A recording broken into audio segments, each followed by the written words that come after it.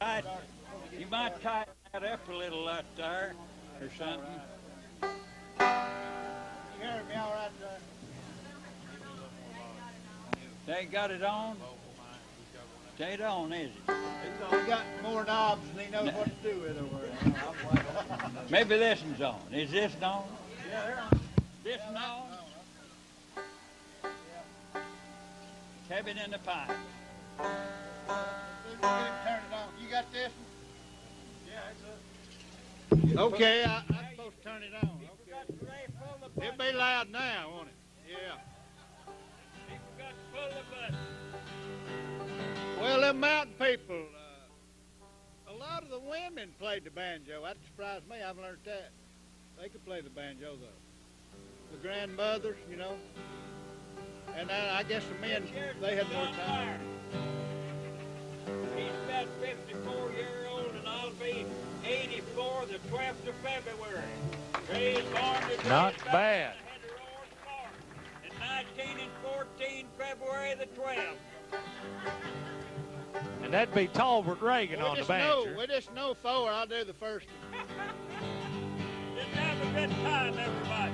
There's a cabin in the pines in the hills of Carolina, and a blue-eyed girl is waiting there for me. I'll be going back one day from her every day in the cabin in the hills of Carolina. Oh, the cabin in the shadow of the pine, and a blue-eyed girl down in Carolina. One day you'll be my wife, and we'll live a happy life in the cabin in the hills of Carolina.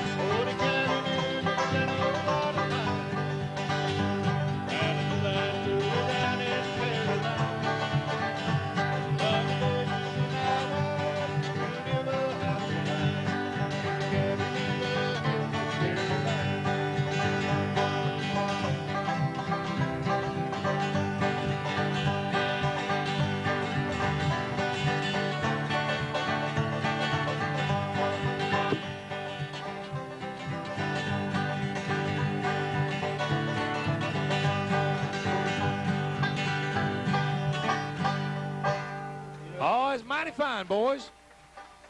I believe we about got them ready over here. All right. We might get one afterwards. Oh, I might do it. Might turn you loose again on them. Can I do one more? Well, if it'd be all right with Veta, it'd be all right with me. Veta, it'd be all right with you. Well, let's play that Beverly. Well, we carry here one. We'll turn you loose on another. Beverly Hillbillies. All right.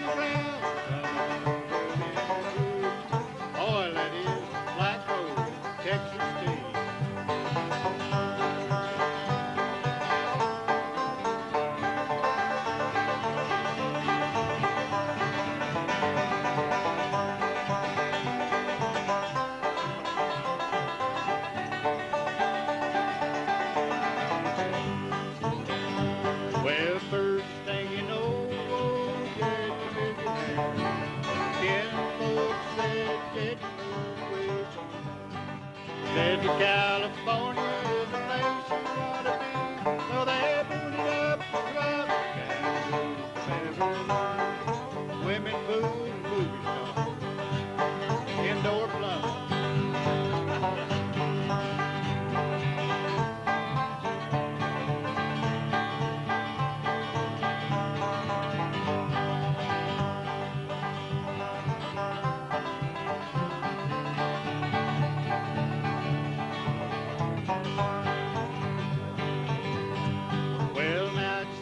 Say goodbye to Jed and all the kids. We would like to thank you folk for kindly dropping. You're all invited back next year to this locality to have a heaping helping of our hospitality. Hillbillies, every one of us, it's redneck. Just come back next time. We've enjoyed it. Thank you a lot. Tolbert and Larry, Lord, they pick good, don't they? Going up Cook Creek, going around, going up Cook Creek, up to the fine road, it's like doing it east down there. Going up Cook Creek, going around, going up Cook Creek.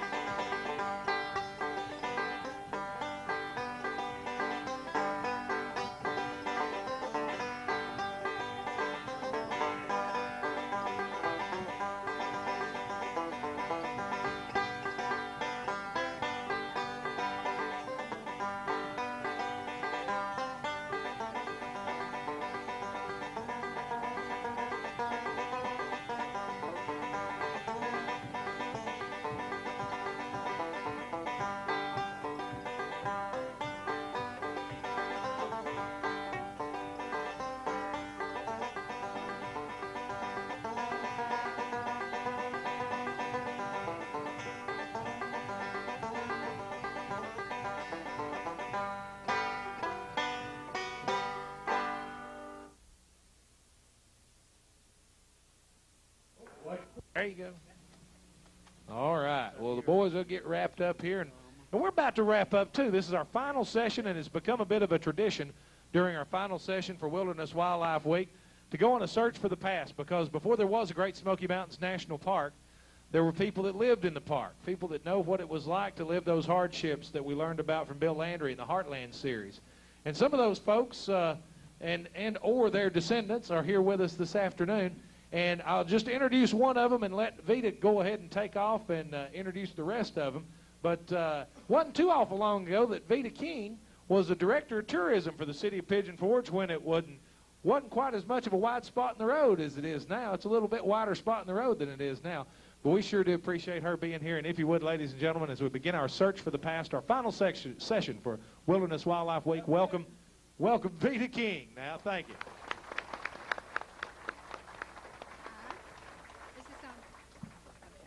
Okay, good.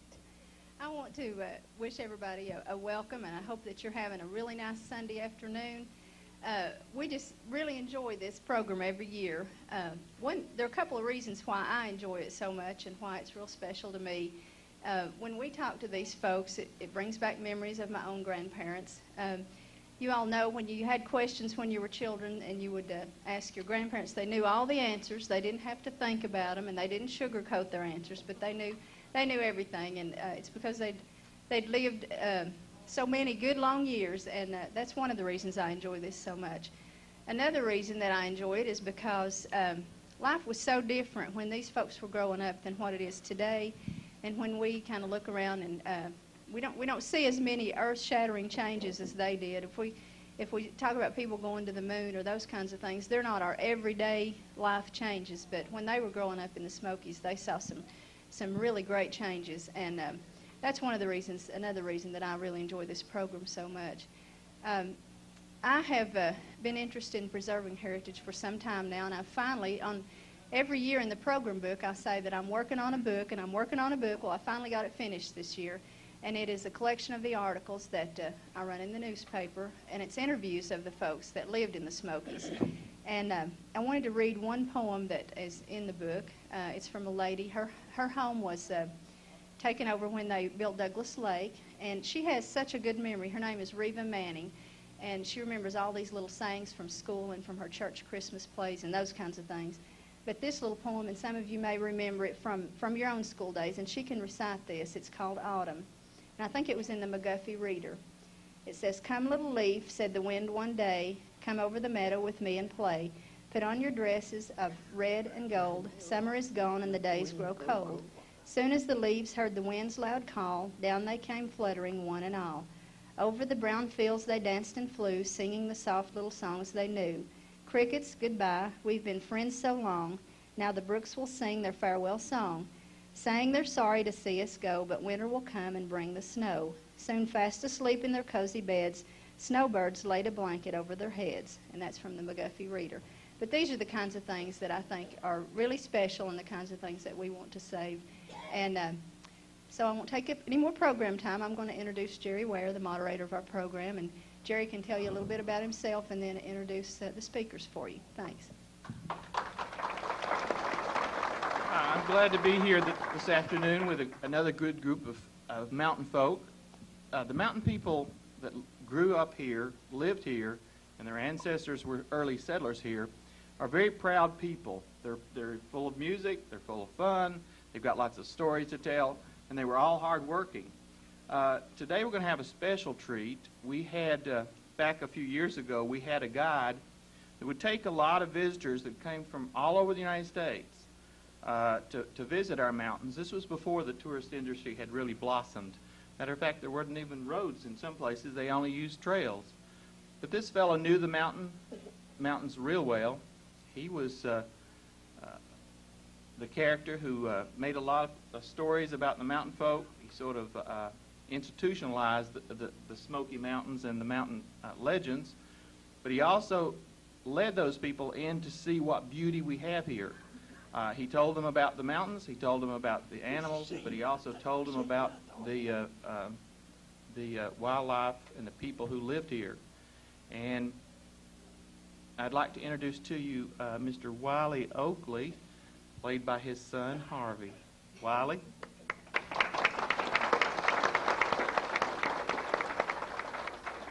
Well, my sister Lucinda over here, she was supposed to help me out on this tonight, but she said, "You'll just have to put it on," said I might do a little talking, and she's 81 years old, and January the 6th, I'm I think you got that 88. wrong. She's 88 years old, and I'm 80.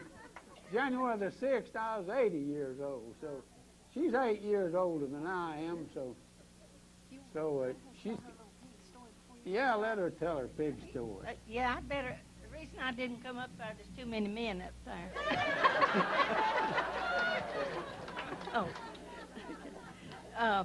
No, I want to sort of, promote Veta's book in her stories. Now, I've got one of the stories should be in one of the books that she'll be doing. About 50 or some odd years ago, I had a shop and I'd sell on commission, and one of her aunts was one of my that brought stuff in. So one day she told me a tale that I want to tell about it, and it's true, and I don't have to yodel. She said that a neighbor came in one morning when she's about 9 years old, and her dad spoke up and said, "Come on with me. I want to go show you my old Sal's had a gang of pigs," or whatever you call them. And they went, and of course, she's about 9 years old, and she followed along with them. And when they came to the barn, or no, it was the hog life, why, this little, those little wiggling tails were getting dinner, and she kept seeing there was 15 of them. That's the reason he was showing them. And the neighbor said, "You know," and they kept watching those cute little old pigs, you know. And the neighbor said, "You know what? It takes a bushel of corn to fatten and grow those little tails." And she thought that over a while, and then they went on back to the house, and she kept saying, "Those 15 little tails takes a bushel of corn." Took a bushel of corn from them. Well, the next day or two, she was out hoeing corn, and it was as hot as it can be, and she thought, "Well, boy, my dad and we'll all burn up making 15 bushel of corn." And, well, then several days till she kept thinking about that and going and seeing those cute little old pigs wiggling their tails. And then one day, when she had to go help chop corn, she come back to the house, and she kept thinking about it again. And when she got her parents gone, she took the old big scissors from the kitchen table and went out and cut all of... No, she first took some food for the mama and put her in a pen. And then she kept put the mama in the pen, and then she got them scissors and cut every one of those 15 little tails off. About that time, somebody heard all this pig squealing and taking on and come, and if they didn't get something, they would bleed to death. So now this is my remedy, or if they're telling herbs and remedies today. They took a chunk of clay mud out of the old chimney in the back, and then they scraped soot down, a whole lot of soot. I was going to ask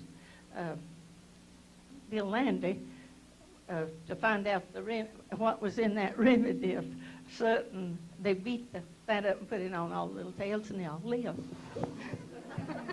She saved a lot of corn, didn't she, Miss Lucinda? Yeah, and that's just what, I think it was one of your aunts. But you see now, I'm 88. She's telling on herself. It was Aunt Josie. But she done a lot of crying and a lot of begging. That's what she said. Thank you.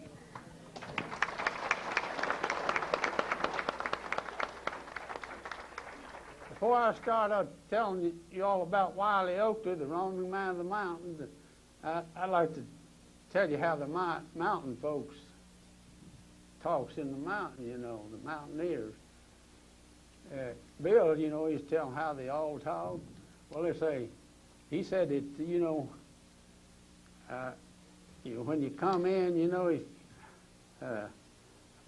come in, well, they say, I heard you when you drove up, so I poked my hand out the window and wove at you. And I figured I had to bring me some notes along, you know. My sister knows more about my father. Well, she don't know, I don't guess, much more than I do about him. But anyway, I had to make me some notes, so if I get mixed up, well, you'll just pay no attention to it. My father was Wiley Oakley, the wrong man of the mountains. And my mother was Rebecca Ann Ogle Oakley. And her ancestors were Ogles from the first settlers in Gatlinburg. My grandfather hewed the logs and built the Noah Buddy Ogle place. That was my mother's old home place. And here's the first settler cabin in Gatlinburg, where my mother's ancestors from. And Gatlinburg has restored that old building. And me and Lucinda used to stay up there on Saturdays and Sundays and tell all the tourists about it. You know, they got some of the thing. And then I'd like to tell you that all my father's museum stuff is all of his hats and his old hog rifles here. His old hog rifle, all he never knew was a dog and a gun back in the old days. And all of his stuff down at Sevierville in the Heritage Museum down there. And the lady that runs it, she said, well, Lucinda gave me a lot of the old antiques we've got in there, my dad and mother's and everything. And the old hog rifle and his hat and everything. But I had to get out and hunt me another, and so I've been acting Wiley Oakley in a drama over here at Cosby, the Great Smoker's drama, and been acting it, and I just had to get out and hunt me another outfit because I turned mine in down there at the Heritage Museum. I tried to look as best as I could. He always carried his lunch along, you know, in his old bag, and he put a snake bite kit in there, and he had his lunch, and first aid kit he always carried with him, all through the mountains, all his life. And see, I'll have to look at my notes here a little bit and see what I'm going to tell. Well, I'll probably forget a lot of it, and Lucinda over there. I'll tell you if you forget. Let me tell you this one part. Tell you one, if I'll tell you about this man first. I'll tell you this joke about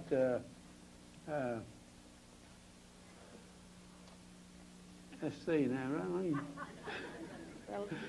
Oh yeah, this when you get old-timers disease, why? There's three good things about it. Like I am, you know, get the old-timers disease. Well, the first one is you hide your own Easter eggs and hunt them.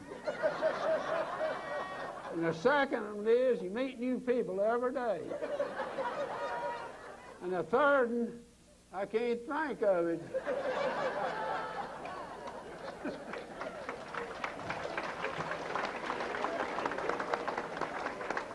Well, my father was born at the very foot of Mount LeConte.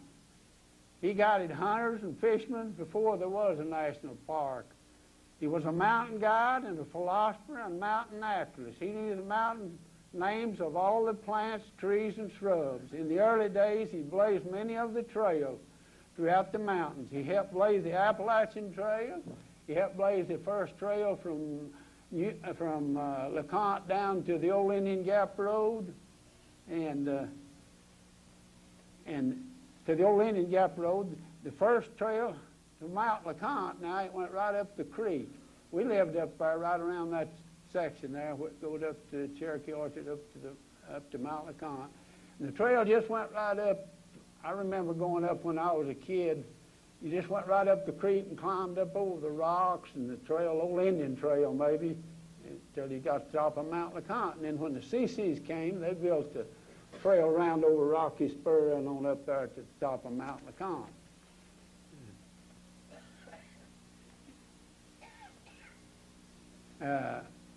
Dad guided many of the celebrites through the park. Some of them were Ernie Pyle, Henry Ford, Eddie Arnold, Kate Smith, and the founders of the Great Smoky Mountain National Park.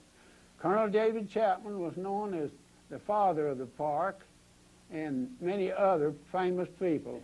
While I've got a brother named after Colonel David Chapman. Dad always named us kids after famous people, but I didn't happen to get the name Harvey. I was named after my Uncle Harvey. But then we had one named, then when Henry Ford came to our house, you know, he came in our house and had a little girl named, had never named her. And we had an old antique shop there, you know. Bill Andrews telling you about the antiques made to order. And Henry Ford and his wife came in, and Mother had a little fresh-born baby, just been born, and she was running this little old antique shop there, you know. And Miss Henry Ford, she wanted to heard it cry in the next room, and she wanted to hold it, and she held it up and said, "What's its name?" Mother says, "Well, it doesn't have a name." Said, "I'll just name it after you," because Dad was always named after famous people, you know. And so he named it Henry Ford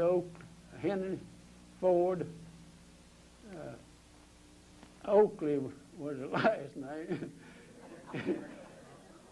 And so she just named Henry Ford. Miss Clara Jane Ford, what's your name? Clara Jane Ford, yeah. I told you I'd get mixed up, didn't I? Yeah, you told us. Let's see now. Someone asked Wiley if, in all his rambling days, if he'd ever been lost. He said, "No, I'd never been lost, but said I'd been bothered for 2 or 3 days."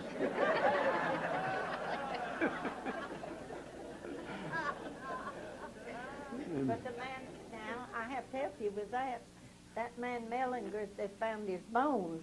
Yeah, He yeah, was that's right. lost. Said there's one man lost in the park, and they found his bones. Said he's really lost.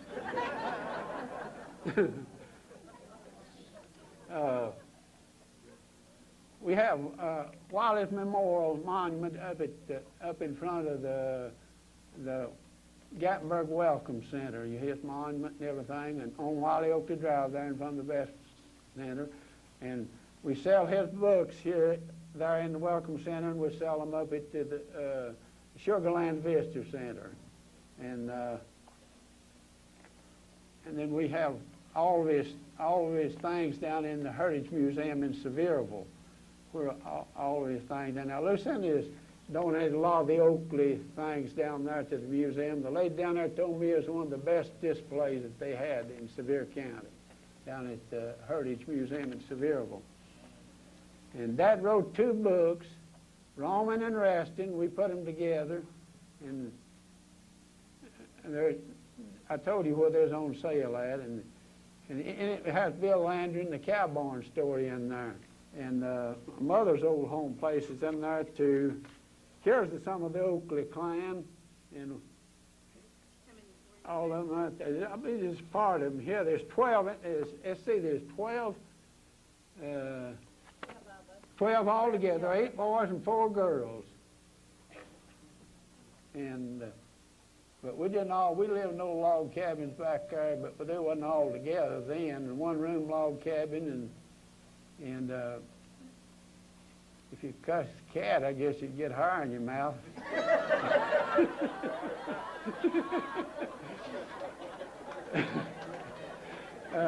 But they did. Those log cabins had cracks in the floor. You could see a dog's tail sticking up sometimes like that. And one of my sisters went in there one day. We finally got enough we finally added on the kitchen, you know, and got one of these old step stoves, you know. But they cooked down in the fireplace most of the time, you know, with one of them old Dutch ovens and rake coals over them. You've seen those. And my sister, I don't know, it was Lucinda and Martha, the next one to her. They had an old bookshelf up around the logs. We'd have to daub them up with mud, you know, when we'd move them in them old log cabins and went back under the foot of Mount LeConte, and put old newspapers all over the walls, you know, and up overhead. And you could lay in the bed and read Mutt and Jeff up there. It was really mountain. One of them went in there to get a book out. Had a little old box with a few books we'd got, and one of them went in there to get a book, and the copperhead fell out of the bookshelf. And it went right down on the floor, like between the kitchen. We had a little old kitchen, and my brother went and got the shotgun, old 12-gauge shotgun. It bored a hole about that big right through the floor. We shot its head off. We really lived back there in the sticks back then. You want to let somebody else talk along? Harvey, that was when we had to leave the park, and we was getting back close as we could up Painter Branch, and of course we had to redo the whole house. But it had been done in there. We didn't know. That was about a week after we moved out. But we redid it. But he's telling all Dad's tales. But there's one I want to tell that I'm like you. I forget it. But you go ahead. I'm afraid I'm interrupting him. It makes it much worse. Well, let's just go right down the table, and we have another guest with us today. Mr. Herb Clabo is with us.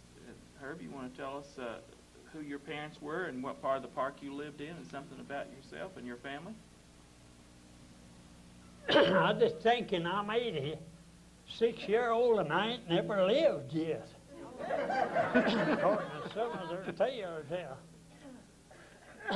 I was raised on Rowan Fork. A lot of you been around Motor Nature Trail, right below Grotto parking lot. That was one of the fields we tended in corn. My house was half a mile below Grotto parking lot, and I moved up there. I wasn't born in what's now the park, but I moved there when I was 3-year-old, and I moved out when I was 22, so I lived 19 years in what is now known as the National Park. And I've often said all the people that lived back then lived off of the farm. And if you had a pretty good farm, you had a pretty good, easy way of making a living, but most of you just drove that Motor Nature Trail. You see the shape of a lot of the fields. And another thing that we is well blessed with is rock. And you see a lot of rock piled up. You wouldn't think out in the forest now. Actually, it was piled up in the field to get it off of the field, because usually we'd plow a rock up in the summer, sometime between the next crop. We'd carry it off and pile it. If there's a big rock in the field that you couldn't move, we'd just pile it up on that rock rather than to carry. Lots of them, we did carry them out and make rock fences, because the rock fences played two parts. They played the part of making your fence, and it also played the part of getting the rock off the field, so you didn't have to plow through it next year or hoe through it. But the mountain people lived, and I've often said corn was money in the bank. We lived off of corn, not too much off of money, because you couldn't hardly get a hold of any money, and if you got any hold of any money much, you worked the hour and they'd give you a dime for it. Or you could work 10 hours and they'd give you a $1 bill, or if you prefer, they'd give you a bushel of corn. And a lot of them did take the corn due to the fact that they were a little short of meal at home, so they'd take the corn and have it ground in the meal. That might tide them over, but most of the mountain people swapped work, and they didn't need much money because he'd come work for me today and I'd go pay him back. If he had a plow horse and come and plow for me, I'd have to nearly work a day to plow him, pay him for his plow horse too. So I'd work 2 days to pay him for 1 day, but that was the thing you had to have. You had to have a horse, or you had a very hard time trying to make a living in the Smokies. We eat all kind of wild games that we find. Couldn't fatten the hogs much because we couldn't make extra corn enough to fatten a hog. And if we did have a little extra, we didn't know what next spring might be, so we was afraid to sell it. But we did use a lot of extra corn to help our neighbor. We wouldn't help our neighbor as long as he is well, but if he got sick, we was willing men to pitch in and help him, because we knew he had to live. So we might loan him a bushel. We didn't want to give too much, maybe loan. So when he got able, he might help us back, or when we got sick. But the most of mountain people, and the reason we call it good old times, it wasn't the fact that we had to hoe corn 10 hours a day. It was the fact that if you got sick, the people would come and help you. They'd come and do your chores for you. They'd cook your meals, whatever it took to keep you living until you got well. Why, that's what they do. Then they'd usually have to go back home and do their own chores after they come and cut you. One of the hardest things in the mountain was keeping dry stove wood, because most of the fields is close to the house. You didn't have no trees. Well, you didn't go turn the switch and get a stove hot. You went to the forest and cut your pole of wood and carried it in and chopped it up. Most of us chopped the wood, chopped it and split it up. Then you got your stove hot. And to dry the wood, and I told my wife the other day, I said, if you've got sorry wood, you've got a sorry fire. And that's the reason that you like dry stove wood, because you usually get to cooking. You didn't want to take no 2 hours to cook a meal of victual. Hour was plenty long, so you had to have pretty good dry stove wood. The little chestnut poles, we like the chestnut. Chestnut's one of the sorriest wood in the world, but it can't get dry, and when it gets dry, it burns good.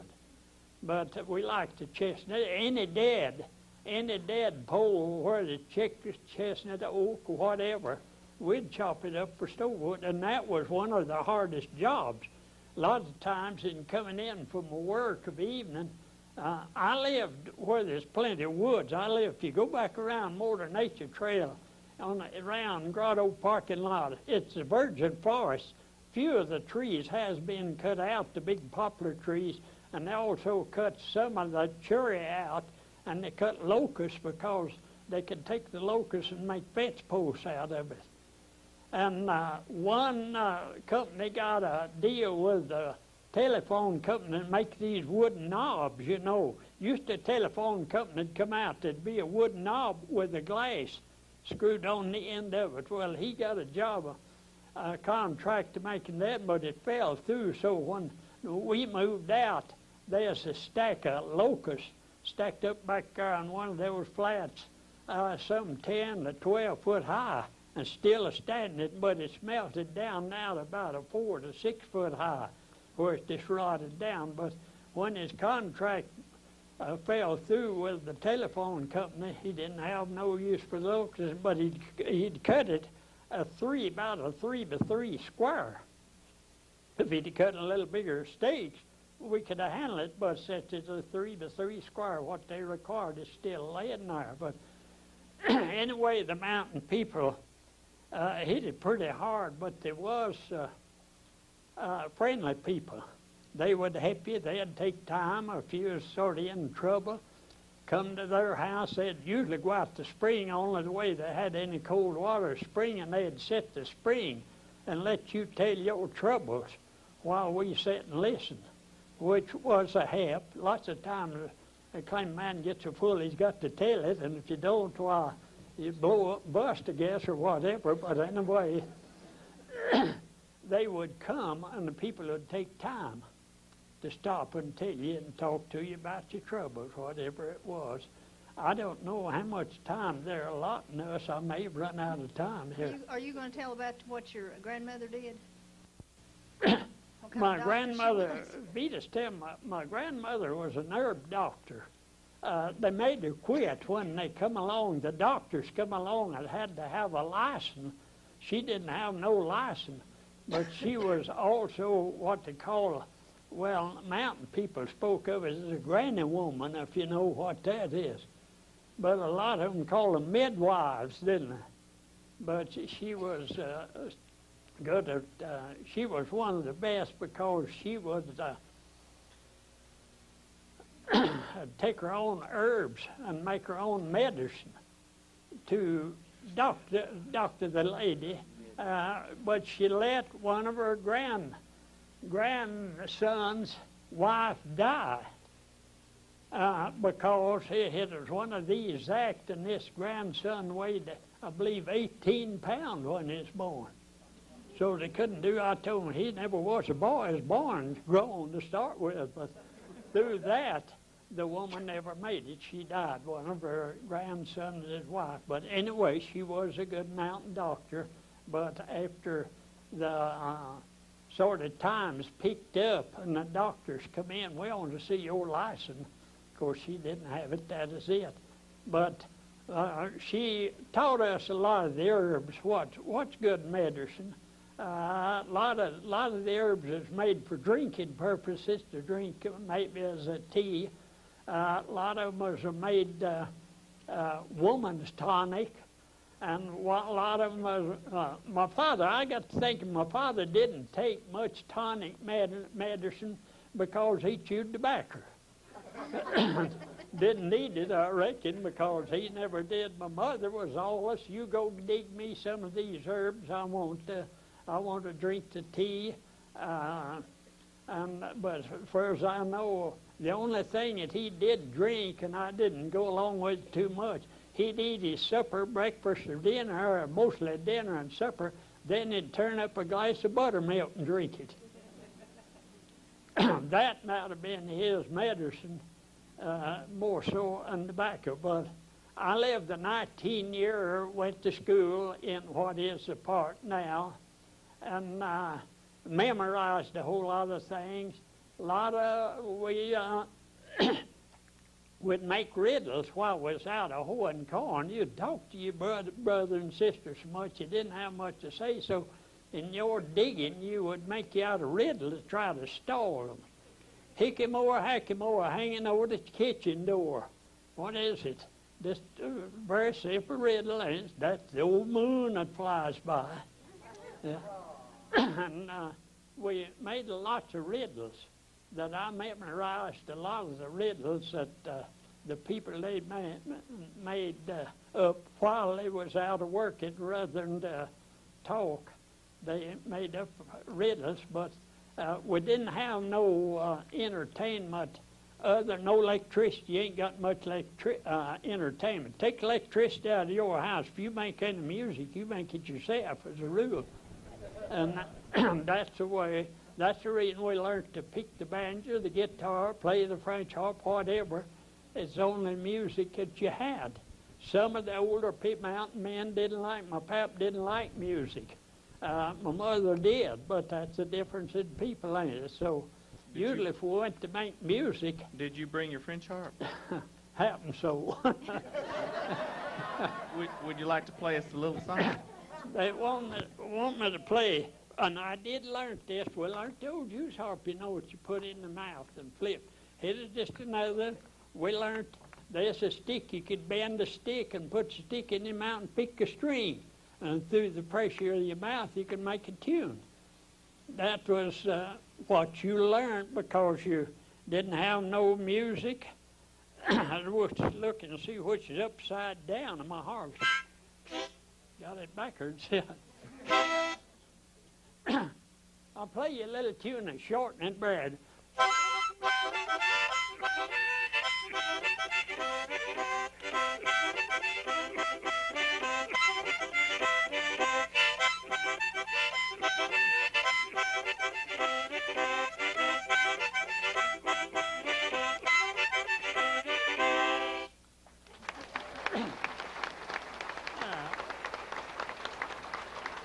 I always say, don't do that. I could play you another one while you're smacking your hand. Yeah. Yeah. Well, just go right at it and play us another one. Most of the old mountain people knew the song Little Nellie Gray. It was an old history song. It's supposed to be back in the Civil War times. And they captured Little Nellie and took her down in Georgia. That was a mountain tune.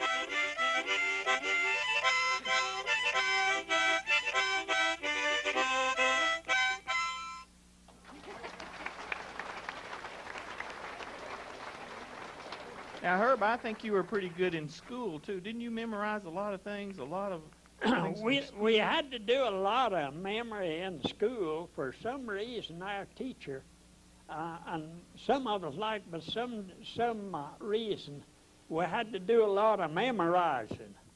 And my brother Lewis was one of the teachers. I went to two of my brothers to school. One of them was a few years older than me, and I thought he was an old man, and me going to school with my brother. But he wasn't. Well, and my brother Charlie, he's over 100-year-old now. And he was born in 97, and I was born in 11, so if you figure that, about 14 years. But I thought he was an old man, but anyway, they wanted to do us a lot of memory. My brother Charlie didn't like school. The kids didn't do to suit him, so he got him a job at carrying the mail. And he retired as Uncle Sam mail carrier back in the Greenbrier section, if you know where that is. But my brother Lewis, and he is like my Granny Rhodey. When things come along, you had to quit because you didn't have a license, or you hadn't graduated from a certain. My brother Charlie had a lifetime certificate, but they won't let him teach now. Of course, he's over 100. He couldn't teach much, but anyway, he couldn't own his license. My brother Lewis, has said, was one of the better teachers that ever lived, and my brother Newt. And I've often said these teachers can learn you, and there's teachers that you go through school and you don't know a thing when you get back out of school. And that's the difference. But they said my brother Lewis is the best teacher. That one feller that said he had one said he'd make you learn. I don't know how the force, not by whooping you and making you learn, his was just the way of telling that you had to learn. But they quit teaching when the things sort of like my grandmother to quit doctoring when things got to a certain point, and that's the school teacher. But one that I learned, I don't know what I said, when I was a little boy learning how to mow, I had 6 horses standing under a row. I sold them horses for a cow. I'd have made a bargain if I'd have known how. I sold that cow for a calf. In that bargain, I lost half. I sold my calf for a pig. That'd have been a bargain if I'd have been big. And I sold my pig for for a tack. A tack is new, and I drove my shoe, and my shoe wore out. And I swapped it for a clout, and the clout was dirty, and I throwed it in the creek, and that's what I got out of my horses.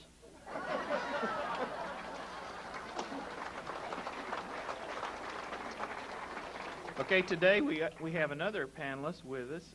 This is Reverend Melvin Carr. And Melvin, would you tell us where you're from and something about your family? I grew up on the west end of Mount Licata in the Sugar Land Valley. The upper school, I went to school in the Sugar Land School 1 year before the park took over. And somebody asked me about it, and I said, well, I grew up so far back, I had to go towards town to go hunting, you know. And Bill Landy, that was here a while ago, we tried to teach him how to catch wild trout. That's not the easiest task in the world, unless Need a little heart to it. somebody knows about it, you know. But in trying to teach him, I told him to pull the van over and catch one right there, I believe, Bill, and it was raining, leave the cameras in here, and I stepped out there, and the second throw I got a beautiful rainbow, and he jumped about waist high 3 or 4 times. I said, you want this fish, Bill? Yeah, yeah. And I dressed it and took it up and got back in the van, started throwing, and looked over at me and said, preacher, I seen that, but it don't mean I believe it.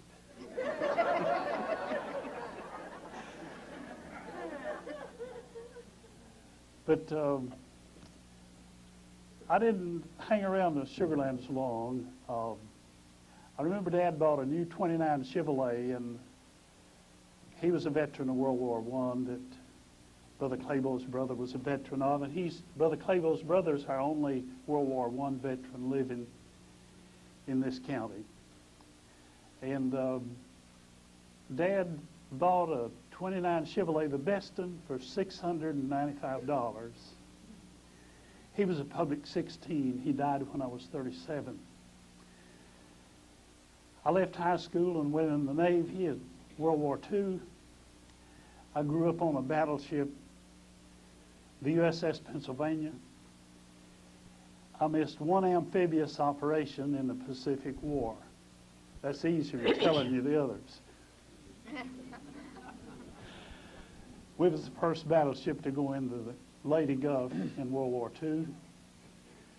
And we was in that area, the 7th Fleet and the 3rd, a month before MacArthur came.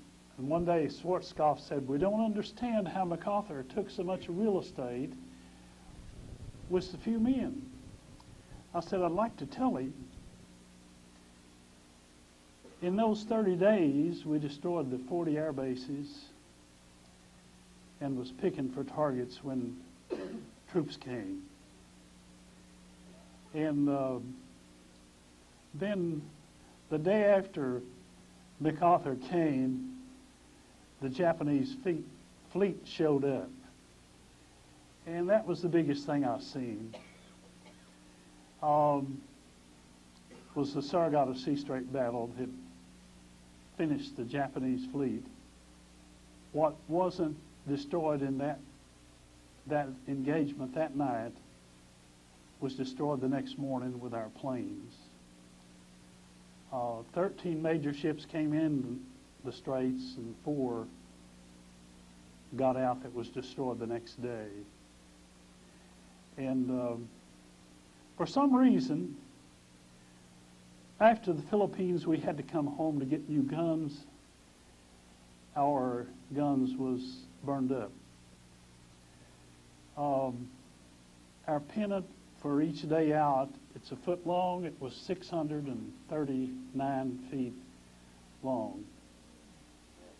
And the way that happened, one of the big ones would get hit and we'd take their place on the next operation. This went on through the Philippines. And I missed Ewo, and at the age of 20, I had 11 battle stars. And some of my friends wanted to see a movie in San Francisco, and you had to be 21. I walked up to this chief petty officer, and he looked at my credentials. He saw my decorations and looked at me and said, "Son, I hope you've got some proof of that." And I handed my ID card, and it's on the back. And I was 20 years old and had 11 battle stars. And I think he cussed everybody, you know, that sailor language from the White House down. He said, "Here this lad's been through the war and he's too young to go see this picture." But back then we had some morals, you know, when something's happened along the way. Lately I went to Missouri in a revival, and my daughter said, "Dad, you get lost in that St. Louis interchange." And I looked at her and I said, "Honey, I've been on the bottom of the world, on the top of the world, and around the world, and get lost in the United States?" But we made it, to tell the truth, 700 miles one way is farther than it used to be. Preacher, can you tell what it felt like? Because you probably hadn't left the Smokies before you went into the war, had you? I left high school and joined the Navy. And I was supposed to have been in the Naval Air Force, but I wound up on a battle wagon. I didn't know it, but the Lord was looking out for me. I was just a kid. If you have to be in a war, a battleship is the safest place you can be. Hardly anybody crazy enough to bother you. Even though the first day in the Lady Gulf, where we first met the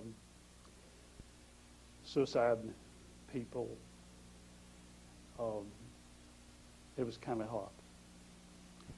But I meant to tell you, in the Surigata Sea Strait battle, we was told we used more ammo in an hour and 45 minutes than was used in the North African campaign.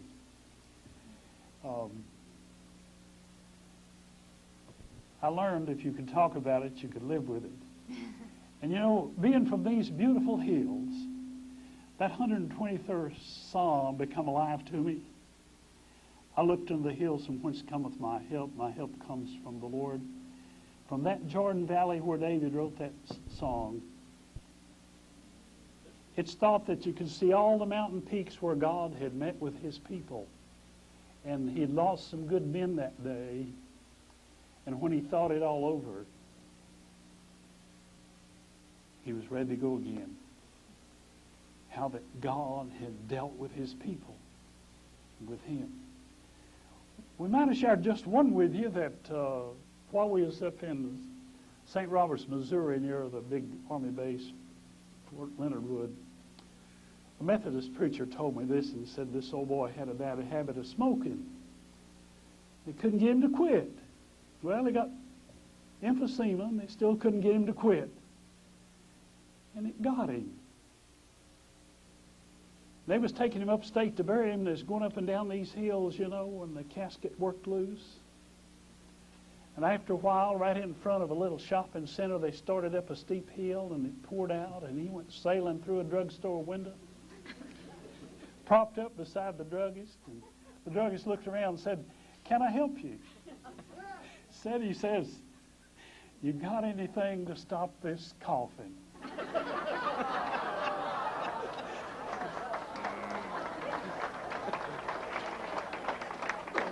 We won't take your time, but we have some of the most beautiful country in the world if you know where to look. I think on the east end of the park, Cataloosa is my favorite. Many of you know about Cage Cove. It's similar. It's more isolated and beautiful, beautiful country. I think our country is the prettiest because the vegetation goes to the top of the peaks. Out west, they get to looking dreary after a while. And one time or another, I'm accused of having fished all of the streams in the park somewhere, sometime. And, you know, it kind of helped when our VAPs went bad in the Lady Gulf area, and we had to ration our water. I remember these beautiful trout streams and how good that water was, and it kind of keep you living, you know. And when I got back to these mountains, it's kind of hard to get me out, you know. This is home. Thank you for being here, being so kind. There's so much we could tell you about the growth of our country. In this area, I've helped build a lot of it. I was a builder and a pastor 45 years, still pastoring. And I've almost got to thinking, maybe somebody a little younger ought to do this right. I was a custodian at church 30 years. That's about the same.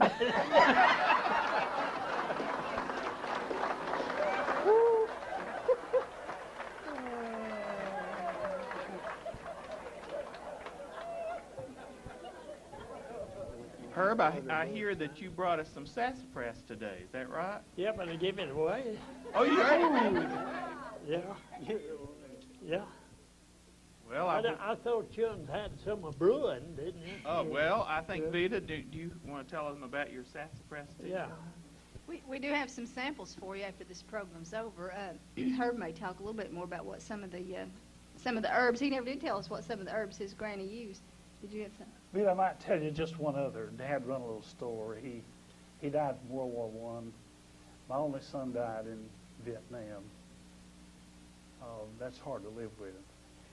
But I was thinking of some of the things you might have had an interest in. That, you know, a lot of the corn that was grown in those mountains turned out in liquid form, you know.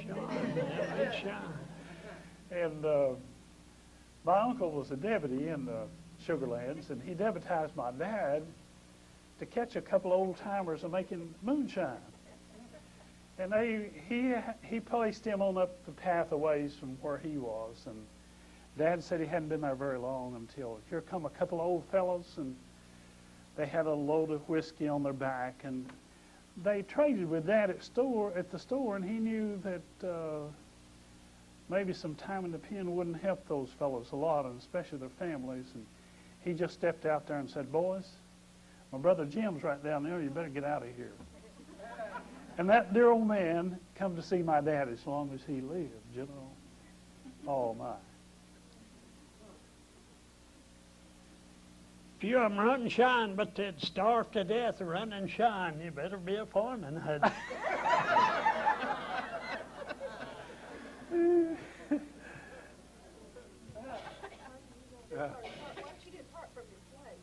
Well, I'll do that right after the tail lift. Let's do that one. It's about time for me and Vita to plug our books, you know, for sale. Here's what she's got in her book about me and Lucinda over there, out here. See, Vita's right up there, and now. Don't tell them how much I paid you, okay? No, okay.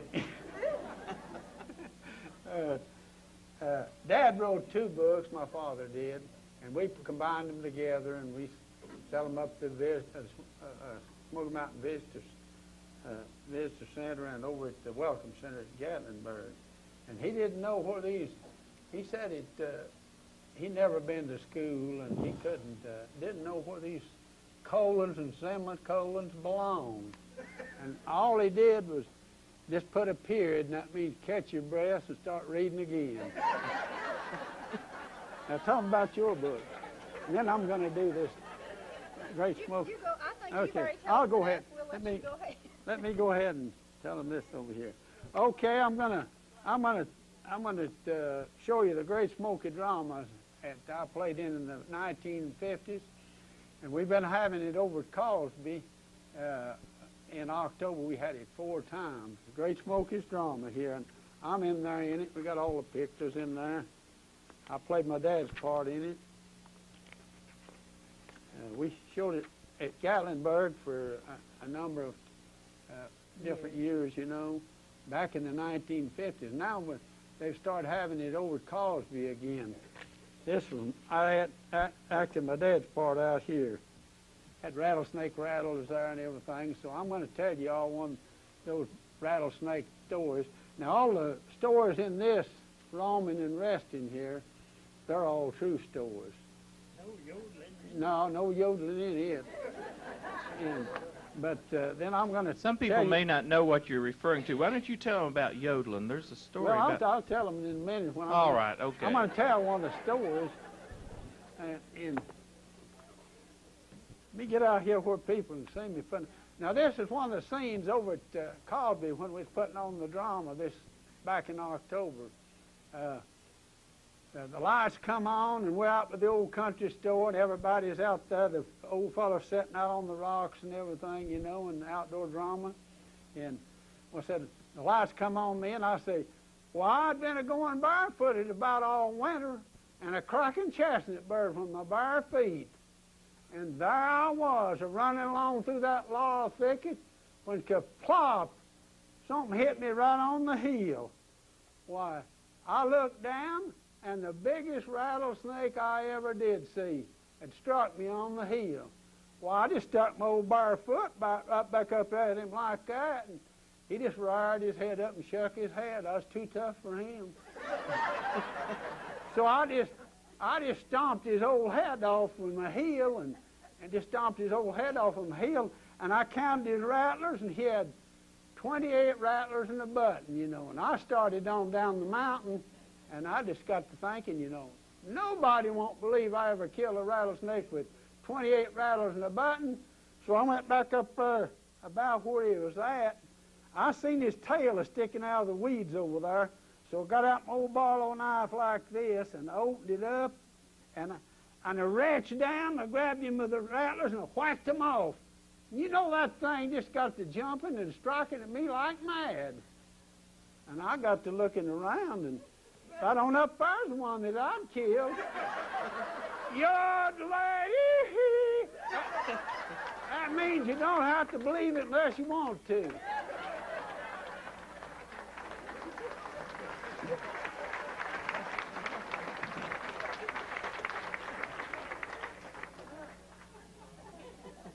Herb, could you tell us some of the home remedies that your mother used?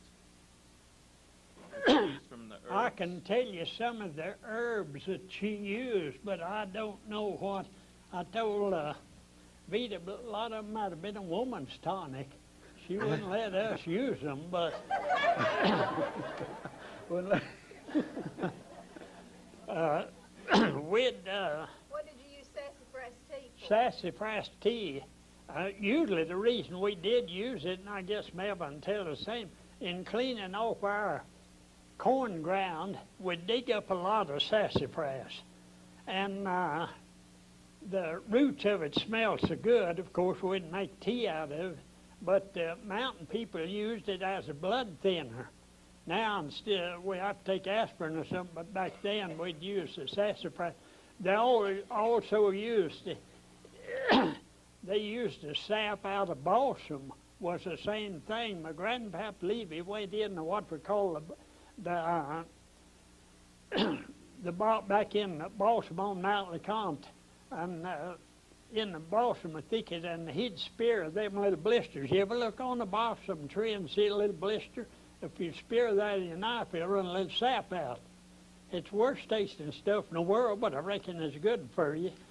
But they would take that and put it in a little bottle. He tells me he went back there and stayed a week in what they call a basin now, coming in towards Trillion Gap. We call it Gracie Gap. you'll find a level place there on the mountain, and there's this balsam is almost as thick as hair on a dog's back, you might say.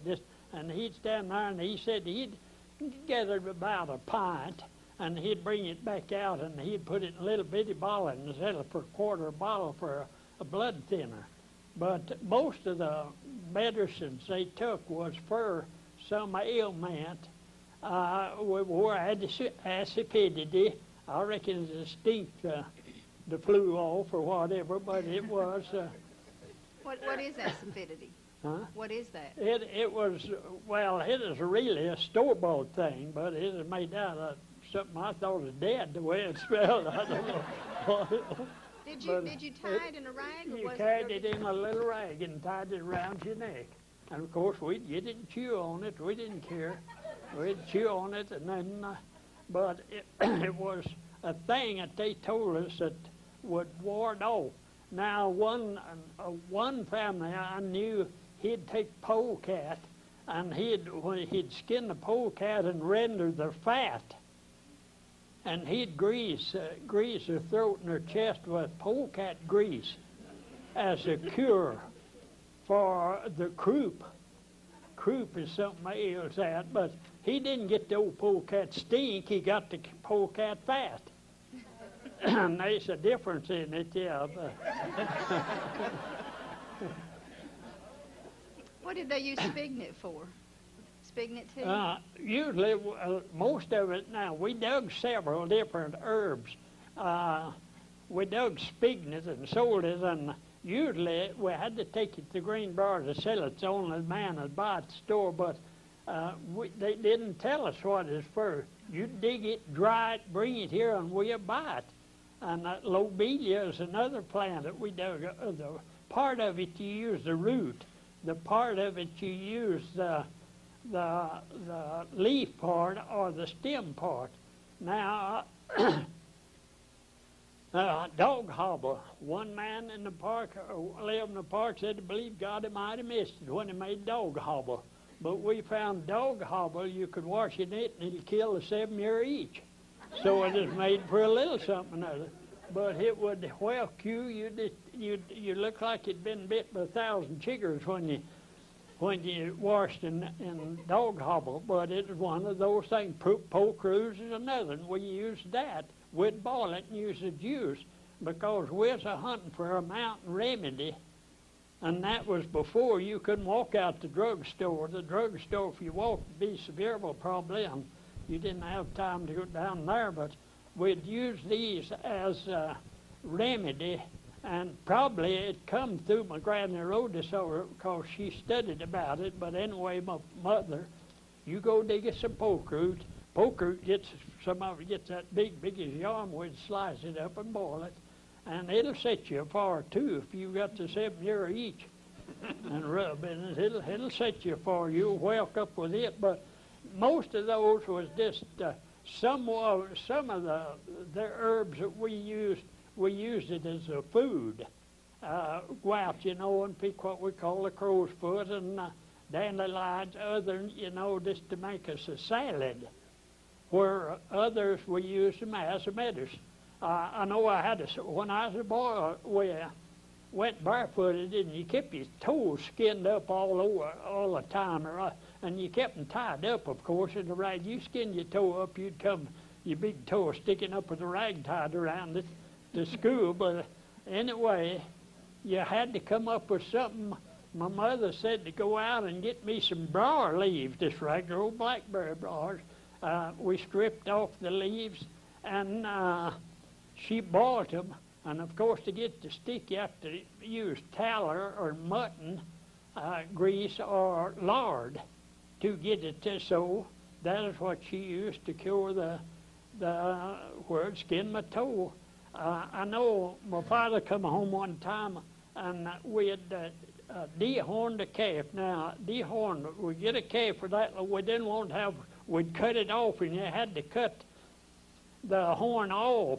A ring of hair around it usually get it, or you could see the brain in there. Well, sometimes the green flies would get in their head, and you had to do something. So my father said, you just go down to that alder patch and bring me up some alder. Well, we got that and beat it up and poured it in that calf's head to kill the maggots that's in it. Everything was used for some kind. Now you go to the drugstore, you don't worry about it, but it's used for something to kill that you couldn't buy at the drugstore. We don't even have those same diseases, do we? Yeah. Much less the cures. Well, we had the disease, and not as many back then, but we had about everything going around. One of the worst things was the 7-year itch. They claim that took 7 years to get rid of it, and you were fighting at your best. But anyway, it got into schools. Another thing was the head lice. You get the lice.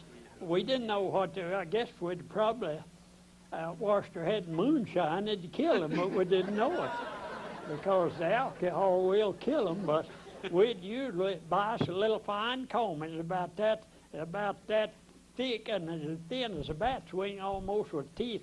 And that comb coming through there would pull the lice off of your head. And that she'd usually get us down when we'd come from school. We'd lay our head down and she'd start raking with that comb and usually skin our heads or raking with it. But that is one way of getting rid of the lice. Now all you got to go to the drugstore, give me so and so, and they've got it, but they didn't have it then. We had to use the old mountain remedies. What was the worst tasting remedy you had? What? The worst tasting remedy that you had? It all tastes, most of it tastes like medicine. I don't really know what would be the worst. Of course, every man's got a different taster. What worst to me might have been good to her, but that's the way it run. But the old acidity is the stinkingest thing that I ever wore.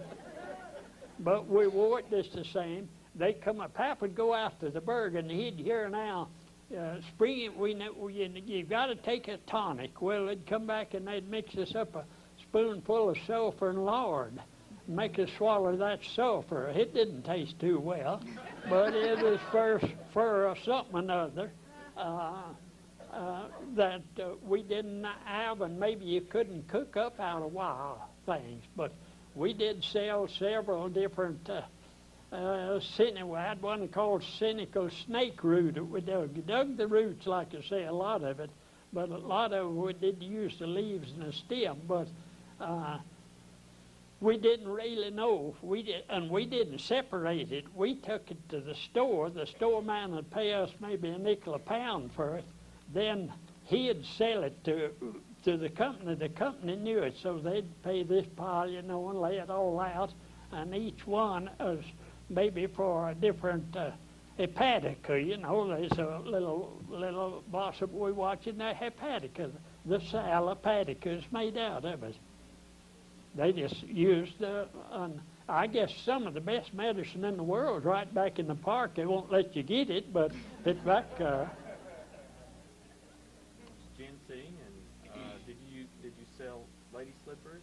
Lady slipper, we dig lady slipper. Everybody dug saying. You was lucky if you ever found saying just like today. It started out around $8 a pound. That was way too high then. And then it went up to $16. Everybody did digging saying, and some of them would go in the forest and spend all day just a hunting saying. Now they say it's around 500 and something a pound. That's the reason you can't find them in the park. Everybody's hunting for it. But my mama, if you brought any saying in and laid it up, she'd get it kneaded. And I don't know what it's for. We'd dig lady slipper roots, and she'd boil it. But either us kids didn't need no tonic, or she wouldn't let us drink it. But she did make a lady slipper tea. Never cooked ginseng. She'd usually eat it dry. But there's lots of things, spice wood. That was mostly a drink. Sassafras and spicewood is just a drink when you got short of milk in the spring. When you was hoeing corn and 6 or 8 in a family, your cow's a little lank on milk. You was a little lank on milk, so you'd wind up with a glass of sassafras tea to sort of wind it out with. But most of the herbs, my mother pretty well knowed what this for through her grandma. But I didn't. She wouldn't tell us, and I was too young to care anyway. We don't care what it's for.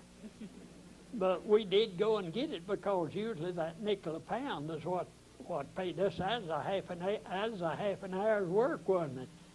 A pound, and we liked to go because that put us back in the forest, and we didn't care where it had a blossom on it or not. We wasn't out of the blossom, we was out of the root if it sold. This for medicine. Now the doctor says he'd like to come back and find some of our old remedy to make them some medicine out of. And a lot of it, I guess, if you dug it out, would be some of the old medicine that the mountain people used. We have some examples of some herbs that grow in the park that were commonly used. A little brown jug. You know that one? You smell a little brown jug to tell, don't you? Will you let me peach and tell? I believe I smell it. Called it heartleaf. Yeah, that's a little brown jug. We call it heartleaf. A lot of them, the names that we used was been renamed. When they write the book, they had to call it something, so they renamed. Digitalis, or we called it foxglove. That's what to give you a shot of Dillis for your heart stimulator. Digitalis was. Mint. You tell mint by listening.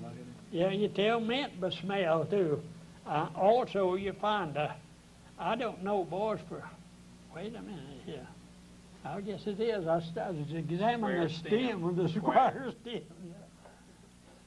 We had a little old vine that grows in the yard. Now it's all on my yard now that we used to. This is it, I believe, right here. We're talking about right now.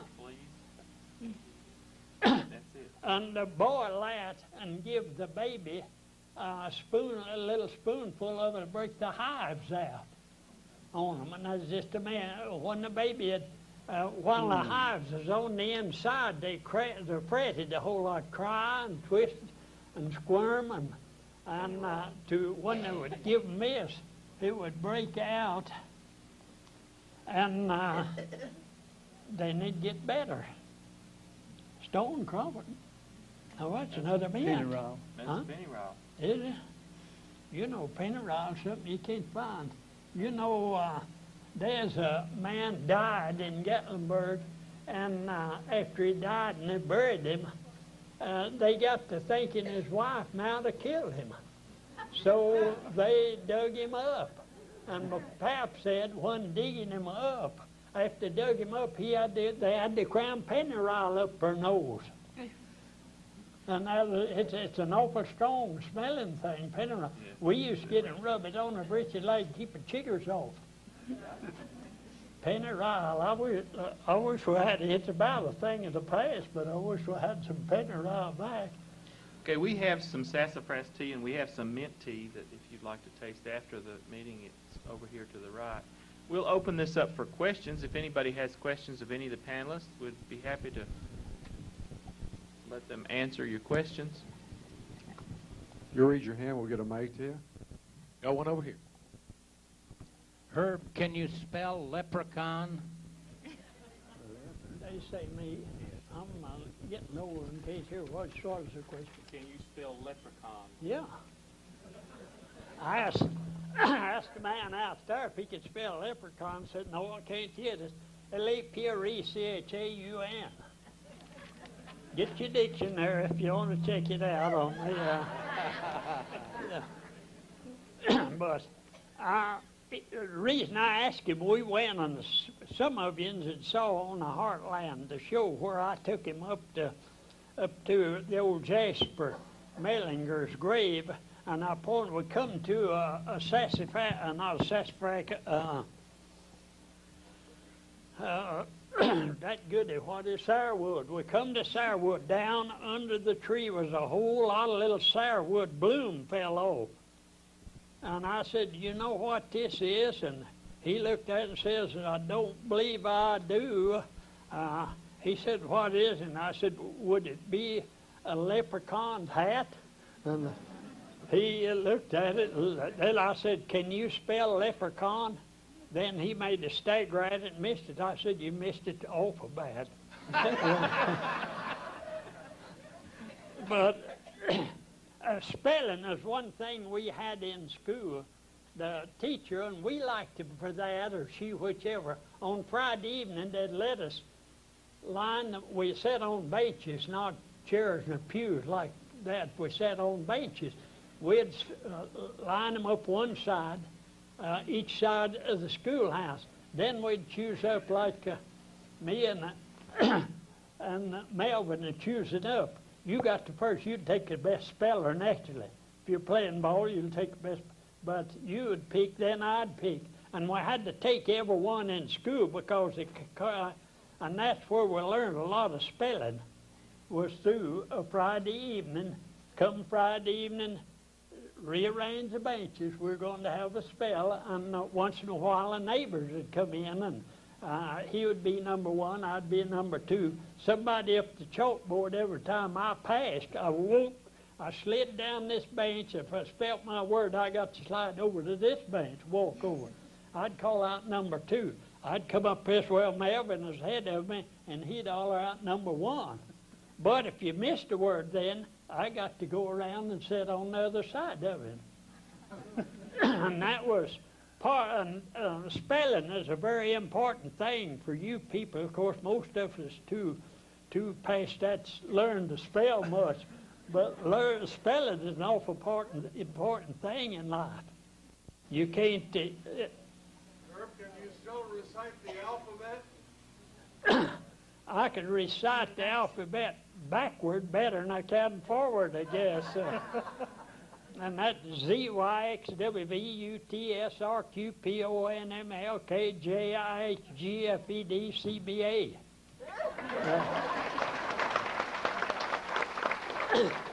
How? We may be taking too much time here. Maybe I better hush.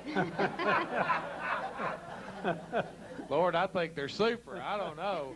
My goodness. Let's thank them, folks.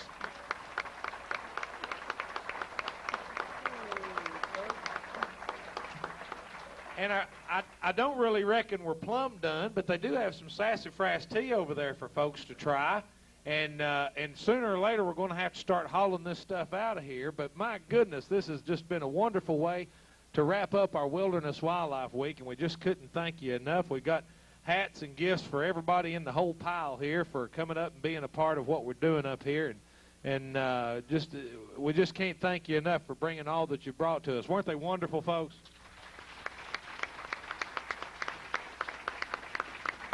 And that's really what's made this whole thing possible, is a lot of wonderful folks. I want to thank our sponsors once again, Coca-Cola, Kroger, Tennessee State Bank, the Heartlander Country Resort for being our hotel here, and the Normandan Motel for putting up all of our experts at no charge as well. Thanks to all those folks. So thank them for me. And the best group of volunteers money can't buy for getting out here every day, like Jim Brown and Glenn Poe and Tom and Sally Dykes and Aline Poe and 40 or 50 others that came out of here on a daily basis and spent most of their days helping us bring Wilderness Wildlife Week to you for free. We'll bring it to you next year for free, January 9th through the 17th, 1999. Come on back. Come up and have some sassafras tea.